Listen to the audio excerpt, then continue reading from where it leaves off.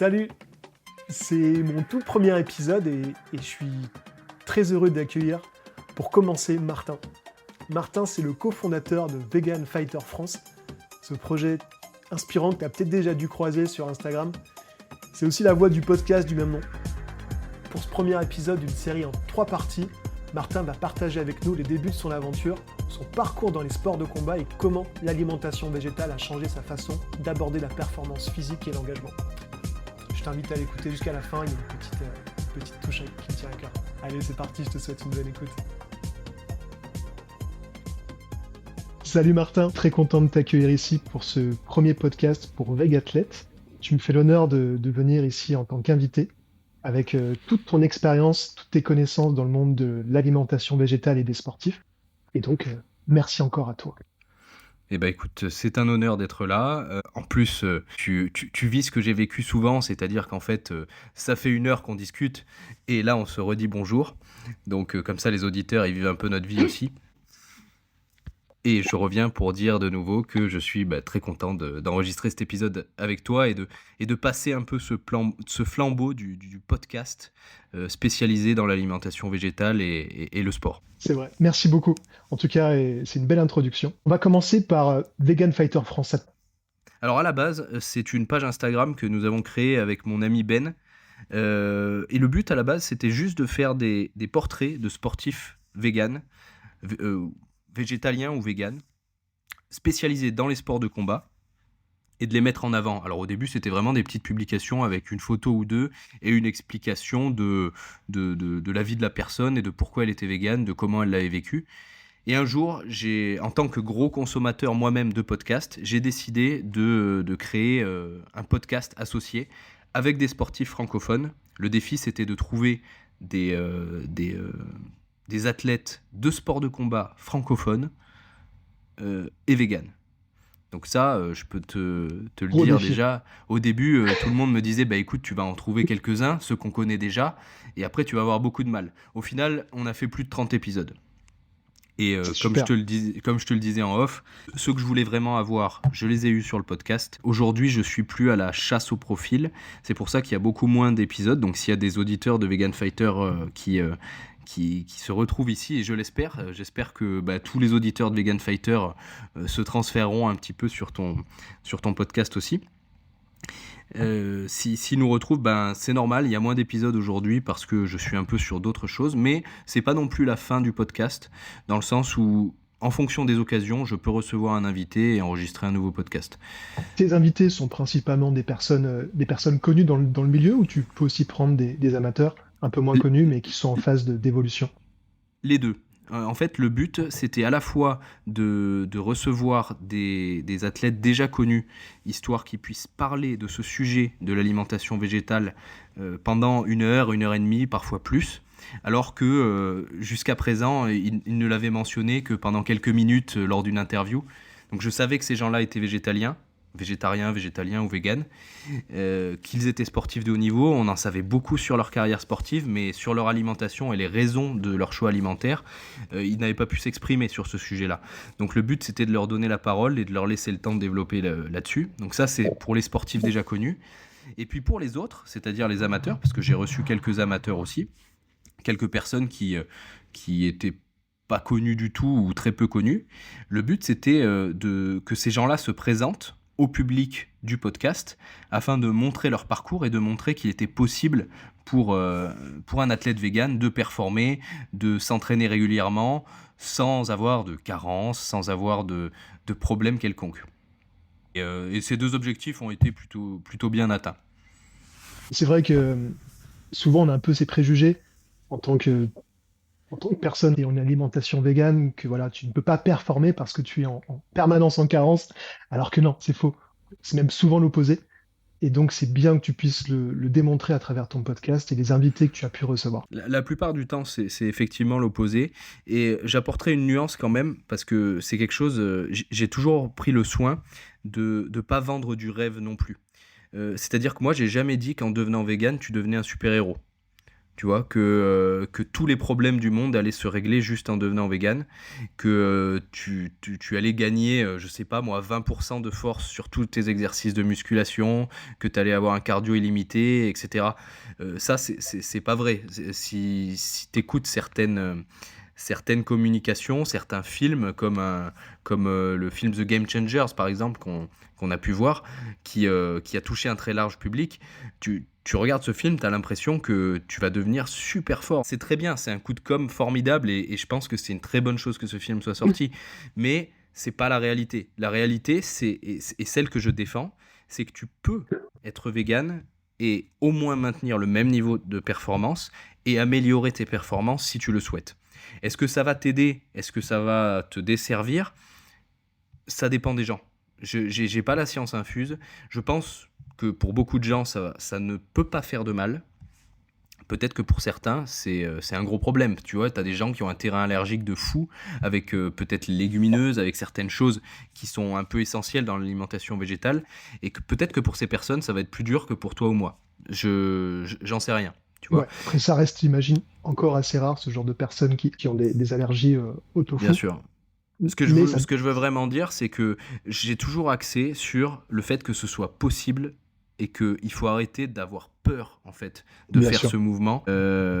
Si je prends mon cas personnel, depuis le moment où j'ai décidé de devenir vegan, j'ai pris presque 20 kilos, quoi. Tu vois. Et du je pense muscle, et du muscle, bien sûr, parce que je suis toujours à un taux de gras relativement bas. précisé. Tu le savais Et- déjà et- en rentrant dans cette alimentation ou c'est quelque chose que tu as découvert? C'était même l'inverse. Moi, au tout début, j'étais parti du principe que je faisais ça pour des raisons éthiques purement. Je ne le faisais que pour les animaux et j'avais même accepté l'idée de peut-être perdre en masse musculaire, peut-être être moins performant, mais pour moi, ça valait la peine à la base. Il s'est avéré que j'ai jamais été aussi performant qu'après ce moment-là. Mais encore une fois, je ne dis pas que c'est grâce à ça, parce que c'est multifactoriel. Peut-être que je me suis plus entraîné, peut-être que hormonalement, tu sais, en 5 ans, j'ai fait cette transition à l'âge de 20 ans, ou 21 ans, je ne sais plus exactement la date, mais j'avais 20-21 ans, tu es encore en fin de, peut-être pas de croissance, mais hormonalement, il se passe pas mal de trucs. Entre 20 ans et 30 ans, t'es pas le même mec, tu vois. Donc, il y a plein de choses qui se sont passées pendant cette période-là, mais la réalité, c'est que dans ce laps de temps, j'ai pris 20 kilos en étant toujours aussi sec, tu vois.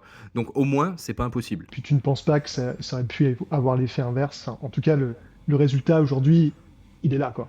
Il est là, Bah, on voit exactement. par rapport à tes compétitions, on voit sur les résultats et tu peux prouver que avoir une alimentation végétale, ça a eu des effets bénéfiques sur ton corps, ton esprit, parce on va revenir dessus, mais tu as fait ça à la base pour des choix éthiques. Totalement. Et donc, du coup, tu te sens bien dans ton corps et ton esprit. Et peut-être que ça t'aide aussi justement à performer quand tu Ouais. te sens vraiment habité par tes convictions. Et du coup, je voulais revenir là-dessus. Comment c'est venu, quand ce déclic et comment, qu'est-ce qui a provoqué ça en toi? Parce que passer d'une alimentation omnivore à végétale, quand même, ça, c'est quand même un gap. Alors, je sais pas, toi, ça fait combien de temps que tu as fait cette transition? 8 Putain. ans. Ben, écoute, c'est pas si loin. Moi ça doit faire 11 ans maintenant. 11 ans ou 12 ans, peut-être un peu plus. Attends, qu'est-ce que je te dis? J'avais 21 ans, j'en ai 32. Ouais, ça fait 11 ans, tu vois. Il y a 11 ans, le monde, il était pas le même qu'aujourd'hui, tu vois, pour un végétalien. En tout cas, en France. Et encore plus là où j'étais à l'époque, parce que au moment où j'ai fait ce choix, j'étais en séjour d'études en Espagne, au fin fond de Ah l'Espagne. oui, Donc mes premiers repas, laisse-moi te pas dire que simple. c'était des haricots rouges avec de la sauce tomate et du riz, quoi. Hmm. Je savais Quoique pas utiliser un épice, quoi.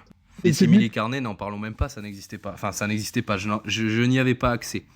Donc c'était vraiment, j'ai commencé par un test, c'est-à-dire un test où il fallait accepter de renoncer à tout plaisir gustatif pendant un certain temps avant de découvrir que finalement en fait je pouvais m'éclater. Aujourd'hui je m'éclate, on en a parlé un peu en off, que ce soit moi ou ma compagne, on adore manger, on adore la bonne nourriture, tout en étant vegan. Et je pense que c'est plus un défi aujourd'hui. Celui qui en France, quel que soit là où il vit en France et encore plus dans les grandes villes, et sachant que je vis même pas en grande ville, mais je vois bien que c'est encore plus facile. Aujourd'hui, je sais même pas presque comment tu peux avoir peur de renoncer à ton plaisir gustatif avec toutes les options qui sont disponibles. Mais c'était le cas à l'époque. À l'époque, c'était un vrai test et que je suis content quelque part d'avoir passé parce que je me suis prouvé que j'avais la conviction pour le faire. Maintenant, est-ce que je l'aurais maintenu aussi longtemps ? Je ne sais pas. J'espère que oui. J'aime à penser que oui. En tout cas, aujourd'hui, aucune frustration là-dessus, quoi. Du coup, je sais pas si tu as répondu. C'était quoi exactement le déclic Oui, qui a pardon. vraiment, voilà, t'a Alors, marqué? j'ai commencé par des vidéos. À l'époque, j'ai vu une vidéo d'un abattoir Charal, il me semble. Alors, tu Ok. pourras couper ça si tu veux pas te prendre un procès par Charal, mais bon, moi, je les ai cités pas mal dans mes podcasts. Je me suis jamais fait striker pour ça. Enfin bref, Vous c'était un entendez, Charal, abattoir. c'est pour vous celle-ci. Je Voilà. le répète comme ça, si jamais ils n'ont pas entendu, au moins ils sont au courant. Coucou Charal. Je vous aime pas, hein, de toute façon. Je peux le dire. Voilà. Ils font partie de ceux qui n'ont pas fait de filière végétale, contrairement à d'autres, je crois, hein. Enfin bref. Peu importe, c'était Charal, ça aurait pu être une autre marque industrielle qui produit de la viande. C'était une En tout enquête cas, L214, c'est ça? je crois pas que c'était Non? L214 à la base. Peut-être que Ah c'était oui, L214. ça existe peut-être pas aussi à l'époque, je suis J'en ai plus d'accord. vraiment le souvenir. Ce qui me reste, par contre, comme si c'était hier, c'est l'image. Et Ouais. l'image, je crois que c'était. On voyait les différentes filières d'abattage bovines, dont les filières normales et les filières d'abattage rituel notamment, avec ces machines qui retournent une vache vivante pour l'égorger et la voir se vider de son sang tout en étant consciente. J'ai encore, même maintenant quand j'en parle, j'ai la voix qui chevrotte un peu rien que d'en parler, tu vois. Bien sûr, c'est des images qui... Parce que ces premières images m'ont marqué, parce que Mhm. c'est vraiment l'électrochoc où je me suis dit, mais attends, depuis tout petit, je sais très bien que quand je mange de la viande, elle provient d'un animal. Mais je n'aurais jamais imaginé que c'était comme ça qu'on tuait un animal. Tu sais, dans mon imaginaire, je pensais que la vache, presque, elle mourait de vieillesse, quoi. Alors là, j'exagère, mais je pensais qu'on pouvait abattre un animal de manière douce, tu vois. Or, j'ai découvert par cette vidéo que au moins une partie du temps, c'était affreux. Et moi, ça Mhm. m'a suffi pour amorcer une réflexion. C'est-à-dire que je me suis dit, même si il est possible, et ça c'est un message qui est très important, hein, s'il y a des gens qui t'écoutent, qui sont en train de réfléchir à faire une transition, même s'il est peut-être possible d'abattre un animal sans le faire souffrir, le simple fait de savoir qu'il existe des filières de ce type-là et que lorsque tu commandes un steak haché dans un magasin ou dans un restaurant, tu ne vas jamais demander d'où provient ce steak, tu vois. Tu vas jamais demander comment a été abattu l'animal. Et si tu le demandais, un restaurateur, il n'en sait rien en fait. Il sait même pas te dire d'où ça vient. Donc potentiellement, ça peut venir de ces abattoirs-là dont tu as vu ces images. Et donc cette réflexion m'a amené à me dire, ok, il faut que je change des choses. Je l'ai pas fait du jour au lendemain, hein. C'est-à-dire que j'ai continué à manger un peu de viande pendant un certain temps, mais dès que j'ai vu ces images, ça a commencé à se réduire et je me rappelle parfaitement de la toute dernière fois où j'ai mangé de la viande, c'était du poulet, parce que j'ai très vite extrapolé à tous les animaux terrestres. Alors, je reviendrai aussi là-dessus parce que je sais pas pourquoi on trace une ligne entre les animaux terrestres et les animaux marins. Maintenant, je trouve que ça a plus de sens. Je pense que le seul intérêt de ça, c'est d'échelonner, c'est-à-dire de ne pas supprimer tout de suite toutes tes sources de protéines, par exemple, et d'adoucir ta transition. Mais en soi, éthiquement, il n'y a aucune différence. Enfin, pour moi, entre un poisson et une vache, dans les deux cas, je me sens plus légitime de prendre la vie de ces animaux pour rien, quoi, entre guillemets. Et je me rappelle la dernière fois où j'ai mangé de la viande, c'était dans un Quick, je crois, à l'époque, où j'ai pris... tu sais, à l'époque, chez Quick, quand tu étais étudiant, parce que j'étais étudiant à l'époque, avec une carte étudiant, tu pouvais avoir 2 fois ton sandwich. Il te doublait ton sandwich. Tu prenais ton Sympa. menu et tu avais 2 fois. Je prends ça avec mes 2 sandwichs. Et je me rappelle que je les ai mangés quand même parce que j'ai jamais gaspillé de nourriture. J'ai jamais jeté tout ce qu'il y avait dans mon frigo, tu vois. J'ai toujours fini les choses à chaque transition que j'ai pu faire. Mhm. Parce que je me dis qu'une fois que l'animal il est mort, il faut quand même... si tu le jettes à la poubelle, c'est encore pire que si tu le manges, quoi. Tu vois. Donc, j'ai mangé ces sandwichs-là et je me suis dit, non seulement t'es en train de manger un animal alors que tu sais que t'aurais pu faire autrement, et en plus, t'es en train de te gaver. C'est-à-dire que t'en as même pas besoin. Tu vois, t'en manges 2 au lieu d'un, juste parce que ça coûte le même prix. Mais en fait, si tout le monde fait ça, il faut en tuer 2 fois plus. Ouais. Donc, et c'était la toute dernière fois. Parce que j'ai mangé ces sandwichs en culpabilisant. Et je pense que la culpabilité, on dit souvent qu'il ne faut pas faire culpabiliser les gens, et j'essaye beaucoup de ne pas les faire culpabiliser aussi dans mon discours, surtout en live, quand je parle avec des gens dans la réalité. Au travers d'un podcast, c'est différent. Au travers de publications, c'est différent. Mais dans la réalité, quand c'est tes collègues de travail, par exemple, c'est pas très agréable de les faire culpabiliser parce que tu Bien sûr, crées un c'est conflit important. avec eux et t'as pas Tout envie à d'être fait. en conflit avec eux. Mais dans ma transition, la culpabilité, elle a été importante. Si tu culpabilises, c'est que tu sais qu'il y a un problème. Et si tu sais qu'il y a un problème, c'est ton devoir d'agir sur le problème, pas sur la personne qui t'a informé et qui fait que tu culpabilises. Moi, je pense pas que quelqu'un nous fait culpabiliser. C'est nous qui décidons de culpabiliser, et si on le fait, c'est qu'il y a une raison. Donc Martin, tu as pratiqué la boxe pied-point pendant près de 10 ans, c'est ça? Oui. Et Alors, en maintenant, fait, je dirais même qu'il faut remonter encore plus loin, histoire de faire une réponse courte. À l'âge de entre 6 et 8 ans, je sais plus exactement, mes parents m'ont inscrit à mon premier cours de karaté. J'ai pratiqué le karaté pendant environ 6 ans. Et, euh, et puis j'ai arrêté avec la conviction que ce sport ne m'avait rien apporté. C'est-à-dire que j'avais pas eu l'opportunité de faire des compétitions. J'étais un enfant craintif, plutôt le genre qui se fait embêter par les autres à l'école. Pour te dire, mon premier souvenir de sport, c'est au football, donc mon premier entraînement de football. J'ai fait qu'1 an de football dans ma vie. Et c'est même pas mon souvenir, c'est le souvenir de mes parents, parce que j'étais trop petit pour m'en souvenir. On me donnait le ballon et je me dépêchais de le passer à quelqu'un d'autre ouais. parce que j'étais terrorisé par tous ces gars Hum, qui me fonçaient dessus. Je hum. voulais surtout pas garder le ballon. Si on pouvait ne pas me faire de passe, j'étais le plus heureux. Tu vois, parce que je voulais éviter le contact absolument. Ça Hum. paraît dingue par rapport C'est un à la manque de suite de mon confiance, j'étais parcours. dans ce cas-là aussi. On n'est pas tous aussi téméraires. Quelques-uns ont ce trait de caractère ou une certaine assurance et ils vont prendre le Ah ballon, ils vont non, foncer. Et moi, d'autres, j'en avais vraiment aucune, que ce soit ouais, dans le sport ou même à l'école. J'étais plutôt un enfant timide. J'étais un peu une victime, en fait. Et je dis pas ça de manière si péjorative que ça, parce que je pense qu'il y a beaucoup d'enfants qui sont dans ce cas-là. D'ailleurs, je suis très sensible à cette cause-là du harcèlement à l'école et hum, des enfants qui subissent un peu des pressions de la part beaucoup de leurs camarades, des adultes aussi, mais beaucoup de leurs camarades. Ça, c'est des choses qui passent beaucoup sous silence, dont j'ai pu souffrir étant petit. Et les sports de combat m'ont aidé à posteriori, c'est-à-dire que ils m'ont permis de devenir ce que j'aurais voulu être quand j'étais plus petit, par la suite. J'aurais aimé les découvrir plus tôt. Il se trouve que j'ai fini dans un cours de karaté et que ça m'a pas du tout apporté ça. Parce que le, le karaté, ça a apporté un certain ordre, ça a apporté une certaine discipline, ça m'a donné des bases. Aujourd'hui, en boxe pied-point ou même en MMA, quand j'envoie un coup de pied, il y a un petit peu de mon premier professeur de karaté dans ce coup de pied, c'est sûr. Dans ma mobilité, dans ma façon de le faire, dans la façon dont je l'enseigne, parce que je donne des cours depuis un peu plus de 6 mois maintenant. Je d'accord. donne des cours en MMA et en grappling. Mais dans le MMA, j'apprends aux gens à mettre des coups de pied. Et il y a un petit peu de ce que j'ai appris à 6 ou 8 ans. Tu vois. D'ailleurs, quand j'ai des enfants, on donne des cours de JJB avec ma compagne à des enfants entre 8 et 12 ans. Génial. Et je pense à chaque fois à ça, je me dis, mais c'est génial ce qu'on est en train de faire, parce que quand on leur apprend quelque chose, toute leur carrière sportive, après, il va en rester un petit peu.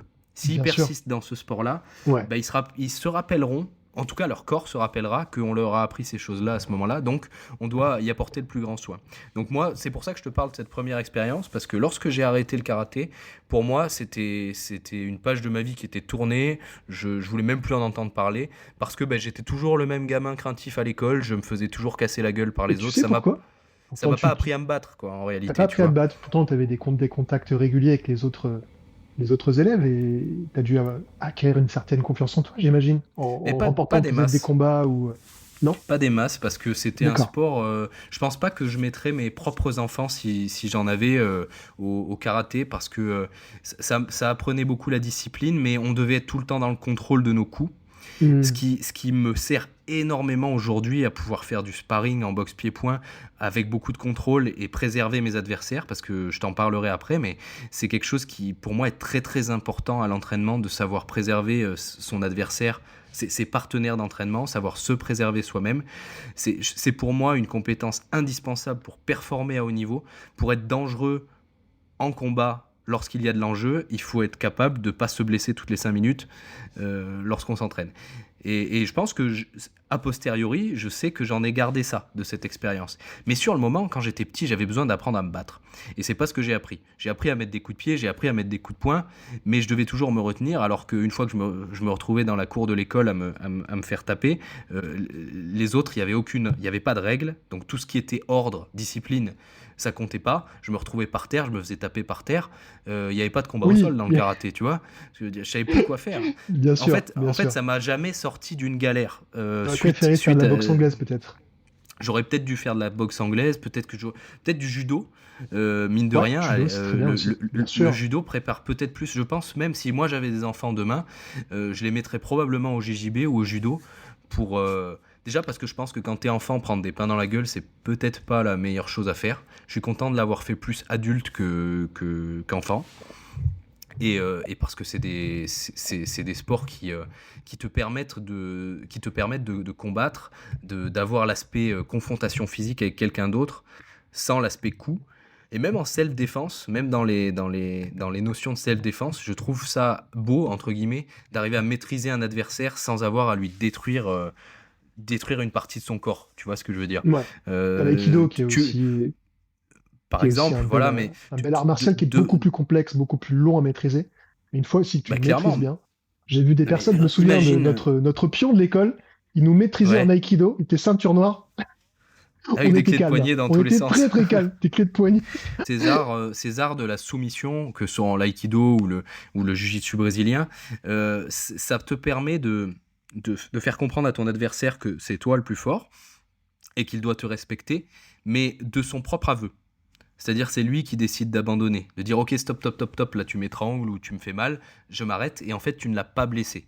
Alors bien sûr, il peut y avoir des blessures dans ces sports-là, celui qui refuse de se soumettre finira par être blessé, mais j'ai toujours eu moins de mal, même en boxe pied-point par exemple, à taper dans les jambes, tu vois, à estropier un mec, à l'empêcher de pouvoir marcher pendant une semaine, ça m'a toujours moins perturbé que de lui péter la mâchoire. Tu vois, ou de le mettre Hmm. KO, de lui créer des dommages cérébraux qui, euh, qui, euh, qui ont des implications. Tu peux ne jamais te remettre d'un gros KO, tu vois. Et pourtant, j'en ai pris. Voilà, c'est des expériences à faire aussi. Mais celui qui te dit que c'est bon pour la santé de faire de la Non, non, non. boxe anglaise, en réalité, non. C'est bon pour l'esprit, c'est bon pour le C'est mental, ça apprend plein de choses, mais c'est pas bon pour ta c'est pas santé de prendre des recommandé. commotions cérébrales. Ça, voilà. Et pour revenir à mon parcours sportif, donc j'ai fait une pause de quelques années après le karaté j'ai fini par passer après une rupture amoureuse, pour tout te dire. Comme D'accord. beaucoup, hein, ça c'est un schéma qui s'est énormément répété. J'ai vu des tas de gars débuter les sports de combat depuis que je suis dedans. Et t'en as plein qui se font larguer et puis ils commencent juste après. Et parfois c'est une passade et parfois, comme pour moi, ça devient une passion et après ça n'a plus rien à voir avec l'origine Tu des comprends le choses. rapport ou est-ce qu'il y a... Oui, parce que je pense que lorsque tu es en souffrance, que ce soit suite à une rupture amoureuse comme c'était mon cas, mais ou aussi suite, parfois, tu as des histoires beaucoup plus dramatiques, suite à des personnes qui ont perdu un proche, par exemple, Hmm. qui souvent culpabilisent un peu. Parce que suite à une rupture, si tu es quelqu'un qui a tendance à se remettre en question, tu culpabilises un petit peu, tu te demandes ce que tu aurais pu faire mieux, moins bien, et tu as presque envie de te punir un petit peu. Moi, j'avais un peu ça. J'avais besoin d'apprendre, j'avais pas tellement besoin d'apprendre à me battre, j'avais besoin de donner des coups pour me défouler, et j'avais besoin aussi d'en prendre pour sentir la douleur. J'avais besoin de sentir la douleur physique. J'avais tellement de douleur émotionnelle que j'avais besoin de douleur physique. Et c'est vraiment une période où j'ai mis de côté justement l'enfant craintif et où je suis allé dans un contexte bienveillant, parce que je me suis fait plein de potes en fait dans le milieu de la boxe pied-point. Souvent, J'ai ouais. commencé par le full contact à la base. J'aimais ce côté violent, difficile, stressant, sécréter beaucoup d'adrénaline pendant les sparring difficiles, parce qu'au début j'ai pas combattu tout de suite, mais rien que les sparring, quand t'en as jamais fait, c'est très stressant. Mm. Et 10 minutes après, discuter avec la personne, débriefer, aller boire un coup. Tu vois, que ce soit avec tes amis que tu partages ces émotions, Bien sûr. a priori négatives à la base, Mm. ça m'a beaucoup aidé à apprivoiser cette peur en fait, que C'est bien j'avais. de préciser qu'il y a un univers extrêmement bienveillant dans le milieu de la boxe en règle générale. Tout type de boxe, dans le Oui, combat, face à c'est son très important. adversaire, c'est très Parce très important et les médias beaucoup de essayent gens, de te convaincre du contraire. Les ouais, médias, le cinéma, bien sûr. tu regardes Rocky, tu regardes Creed pour les plus jeunes, ce genre de trucs, on dirait qu'ils se détestent tous. Et il y en a qui se détestent, bien sûr. Puis déjà, il y a le monde professionnel, c'est quand même à part par rapport au monde amateur. Il y a des enjeux de publicité, il y a des enjeux financiers, il y a plein de choses qui nous dépassent. Dans le milieu amateur, tous mes adversaires que j'ai eus, que ce soit à l'entraînement ou en compétition, et dans toutes les disciplines que j'ai pratiquées, il y a toujours du respect, et il y a même des amitiés qui se forment sur les tapis de compétition. J'ai des gars avec qui je discute régulièrement, qui sont devenus des potes, où on a combattu plusieurs fois ensemble. Et je te garantis qu'on s'est pas fait de cadeaux en compétition. Il y a un respect parce que on fait partie d'une infime partie de la population qui a peur et qui va affronter sa peur dans ce contexte-là. Je trouve que dans le JJB, le judo, c'est plus la compétition fait plus partie de la pratique, c'est-à-dire que tout le monde s'y confronte à un moment ou à un autre, la plupart des pratiquants. Mais dans la boxe, j'avais une statistique à l'époque, mais peut-être que je te dis n'importe quoi, mais je crois qu'il y avait que quelques pourcents des pratiquants, peut-être 2 ou 3%, qui franchissaient le pas d'aller vraiment faire un combat en plein contact en compétition, quoi. Mm. C'est infime par rapport aux pratiquants. Ouais. Et il y a une raison à ça, c'est que c'est extrêmement stressant. Ça fait partie des expériences les plus stressantes de ma vie, surtout les premiers. Je me rappellerai toujours de mon tout premier combat. Je pense que ça devait être en 2015 peut-être, quelque chose comme ça. Premier combat en kickboxing.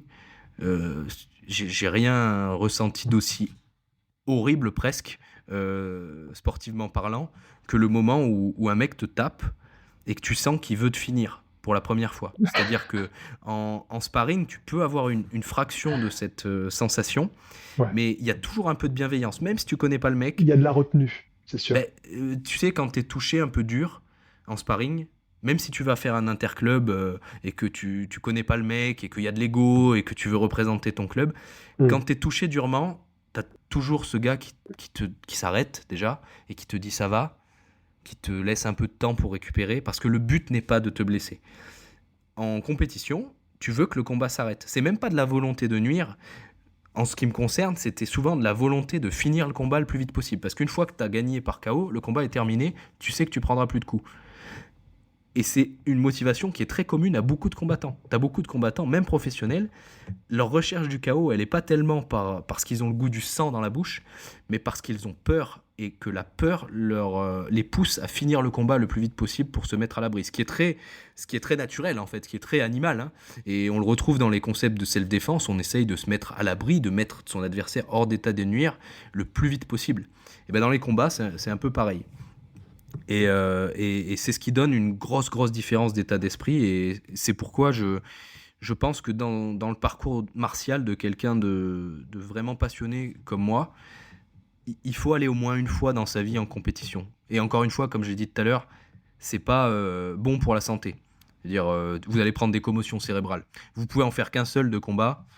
Si vous êtes face à quelqu'un qui a à peu près votre niveau, vous allez tous les deux vous mettre des parpaings et ce sera pas bon pour votre cerveau. Mais si vous en faites qu'un, ce sera quand même moins bon que d'en faire 50, bien évidemment. Et c'est une expérience qui est très intéressante pour s'explorer soi-même. Moi, en tout cas, je le regrette pas. J'en fais plus aujourd'hui, je fais plus de combats en plein contact. J'en referai peut-être un jour, mais c'est pas forcément le but. Je suis plutôt dans l'appréhension, dans le JJB aujourd'hui. J'ai envie Mm. d'aller le plus loin possible là-dedans. J'enseigne dans les autres disciplines, je fais du sparring régulièrement, mais je monte plus sur les rings à la recherche du chaos pour l'instant, parce que bah, je pense que je l'ai suffisamment fait et j'ai plus rien à aller y chercher. Je comprends. Après, il y a différents types de boxeurs. Personnellement, j'ai jamais été vraiment attiré par les compétitions parce que j'aime en fait aller à la salle, m'entraîner, ça me défoule, ça me fait du bien, je rencontre des gens bienveillants avec qui discuter. Et comme tu le dis, la compétition, c'est une autre étape qui est nettement plus stressante. Tu rentres dans un objectif où tu dois t'entraîner bien plus qu'avant afin de réussir à performer le jour J. Et on n'a pas tous le même besoin, je pense. Enfin, en tout cas, c'est comme ça que je le ressens et je respecte énormément les combattants, les compétiteurs, qui pour eux, c'est plus enfin, ça fait vraiment partie de leur vie, la boxe, quand tu rentres à ce niveau-là de la compétition. C'est Parce que ça, je c'est pense un que engagement très, très intense. les gens se rendent pas compte souvent qu'il y a une vraie différence entre le pratiquant loisir et le combattant C'est amateur. sûr, c'est sûr. Parce que on croit que les loisirs et les amateurs sont dans un panier et que tu as les pros à côté. Bien sûr que les pros, c'est encore un autre niveau, mais en termes de stress, on est assez proche en fait. Entre les pros et les amateurs, la C'est sûr. différence, c'est surtout le public, c'est l'argent, c'est l'enjeu. Mm. Effectivement, il y a plus d'enjeux. Un pro, il a une carrière, c'est éventuellement son métier. Même si souvent on dit pro, en boxe pied-point, il n'y a pas beaucoup de pros dont c'est le métier. Souvent, ils sont pros parce qu'ils ont le niveau pro, mais ils sont obligés d'avoir un métier à côté parce que Ils sont entraîneurs ça paye. ou Voilà, ou ils ils ont font autre un chose à métier côté. alimentaire à côté, bien sûr. Mais ce que je veux dire, c'est que quand tu montes sur un ring ou que tu rentres dans une cage et qu'on ferme derrière toi, et qu'il y a un mec devant toi qui te fera pas de cadeau, la seule différence entre les pros et les amateurs, c'est le niveau du gars en face et ton niveau à toi. Mais l'intention est la même et donc le stress est la même. Se battre avec quelqu'un pour de vrai, je mets des pincettes à pour de vrai, hein, parce que c'est quand même codifié. Tu montes sur un ring de boxe, tu peux pas mordre le mec, tu peux pas, tu vois, tu restes à un contre un. Tu parles pour euh, Tyson? voilà, par exemple aussi. Normalement, hein, voilà. Non, et puis tu as quand même un arbitre, c'est-à-dire que tu es Bien quand même sûr, dans t'as des une règles, relative c'est sécurité, certain. c'est-à-dire que si tu commences à te blesser, le combat ça va s'arrêter tout de suite, il devrait pas normalement y avoir d'acharnement, mais malgré tout, c'est pas anodin, tu vois. Tu vas quand même te battre avec quelqu'un. Et Mm. en tout cas, moi, c'était complètement contre nature pour moi. Et c'est pour ça Ouais. que je l'ai fait. Et d'une manière Ça générale, t'a changé? clairement, clairement. Ouais. Depuis le premier combat, même ma pratique amateur, là je parle que sportivement, hein, elle a complètement changé. Quand tu sais ce que ça fait, derrière, tu t'entraînes pas de la même façon.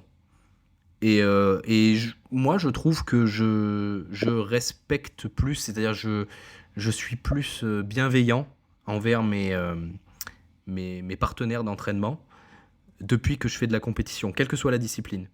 Parce que pour moi, l'important c'est la compétition. Donc si je perds à l'entraînement, c'est pas grave. Je suis à l'entraînement pour progresser, pour apprendre, pour m'amuser, pour me défouler, comme tu disais, mais pas pour gagner absolument. Alors que avant mon premier combat, j'avais déjà cet esprit quand même compétiteur où j'essayais de gagner tous mes sparring. Et ça me limitait beaucoup dans ma progression. Parce qu'en fait, ça sert à rien de gagner à l'entraînement. Et ça, il faut le dire. Enfin, ça fait plaisir, mais l'entraînement, ça sert à se dépenser et à progresser. Et après, on s'exprime ou pas en compétition. C'est selon ce qu'on a envie de faire. Tout à fait. Tout à fait. Et donc, je reviens à la question, est-ce que toi, dans ta psychologie, dans ta personnalité, tu ressens qu'il y a une différence majeure entre la personne qui a commencé la boxe et la personne que tu es aujourd'hui grâce à la compétition, grâce à la Oui, boxe? Ouais. oui, ça m'a permis de relativiser beaucoup de choses, beaucoup de problèmes de la vie, beaucoup de situations stressantes. Alors, je m'étale pas trop sur ma vie professionnelle, même si ça me sert, hein. Je suis dans un milieu professionnel où j'ai un travail globalement de bureau. Je suis peut-être moitié du temps dans un bureau, moitié du temps sur des chantiers, mais plutôt sur des prestations qui sont pas manuelles, quoi. Et donc, je suis souvent en réunion et j'ai des gens qui sont stressés Hmm, par un peu des choses qui me paraissent futiles pour moi. Parce hmm, que je les compare à ce stress que tu peux vivre quand un mec en face de toi essaye de t'éteindre. Et même si les comparaisons parfois n'ont aucun sens. Mais moi, je peux comparer les niveaux de stress. Je te prends une comparaison peut-être un peu plus facile à faire. Il y a quelques années, je participais au concours du club super physique de Rudy Koya, ouais, qui est bien sûr. un youtubeur bien connu en fitness. J'adorais d'ailleurs ces compétitions parce que bah, ça permettait de se tirer la bourre un peu entre copains sur des exercices de musculation. Parce que j'ai fait ça aussi, ça compte un peu dans mon parcours sportif. Je fais de la musculation depuis l'âge de 16 ans, peut-être 16 ou 17 ans. C'est vraiment le seul sport que j'ai jamais arrêté. Ça Oui, fait c'est un partie de complément. ma routine. C'est un complément et C'est un complément à c'est ta un peu pratique sportive, ouais, bien méditatif sûr. pour moi. C'est-à-dire que ça me fait du bien, tu vois. Ouais. C'est prévisible, contrairement au combat. C'est-à-dire que je sais que je vais faire mes 3 séries de 10 tractions avec tel poids et je les fais, tu vois. Et puis Alors tu que peux renforcer aussi certaines parties du corps que tu sollicites peut-être un peu exactement, moins dans certains sports. Et c'est c'est tout à... préventif, Ouais, c'est tout bénef, hein. Moi, j'adore bien sûr. cette pratique-là. Et donc, il y avait un aspect compétitif dans ces compétitions. Mais moi, je faisais déjà des combats à l'époque. Et donc, pour moi, c'était la récréation un petit peu. Et quand j'allais sur ces compétitions-là, j'avais des gens, ça se voyait que c'était leur toute première expérience compétitive, dans le sport en tout cas. Et ils se mettaient des écouteurs sur les oreilles, tu vois, et quand on leur parlait, moi je parlais à tout le monde, comme je te dis, c'était la cour de récré, j'étais trop content d'échanger avec d'autres sportifs, je parlais avec tout le monde, je racontais ma vie, ils me racontaient la leur, enfin Ouais, c'est cool. voilà. Et je me rappelle plusieurs personnes qui m'avaient dit, attends, il faut que je me concentre là, il va falloir que je performe. Ah, ah, Et je sentais qu'ils étaient vraiment c'est stressés. vrai. Oui, oui, J'ai- ils sont intenses quand ils vivent ça. Vraiment, je pense qu'ils le vivent réellement. Exactement. Et ben, à la fois, je trouvais que c'était bien parce que Ouais, ils s'impliquaient à fond dans leur truc, mais en même temps, je me disais, mais mec, tu vas faire des tractions sur une barre et quand t'auras trop mal, tu arrêteras de faire des tractions. oui, c'est Et ça. personne va te taper, hein. T'inquiète pas. Au pire, tu perds, quoi. Et puis, il n'y a rien à gagner en plus. Tu vois, c'était pas comme s'il y avait un enjeu. Je Ouais. peux comprendre que le mec qui Oui, est aux mais Jeux après, Olympiques, évidemment, il évidemment. va soulever T'as une barre raison. aussi, tu vois, mais il y a Ouais, un ouais. gros enjeu, ça peut changer sa vie. Là, il n'y avait rien du tout. Et ça me faisait rire parce que, effectivement, en comparaison, moi, j'étais pas du tout stressé. Pas du tout stressé dans cette situation-là. Et bah, ça peut s'extrapoler dans plein de situations de la vie, plus ou moins difficiles, où bah, je pense que je suis devenu quelqu'un de plus posé, de moins impacté émotionnellement par certaines choses qui auraient pu me stresser avant. Même si, comme tout le monde, je stresse pour certaines choses de manière pas toujours rationnelle, hein. Je te dis pas que je suis devenu un maître zen, mais ça a aidé.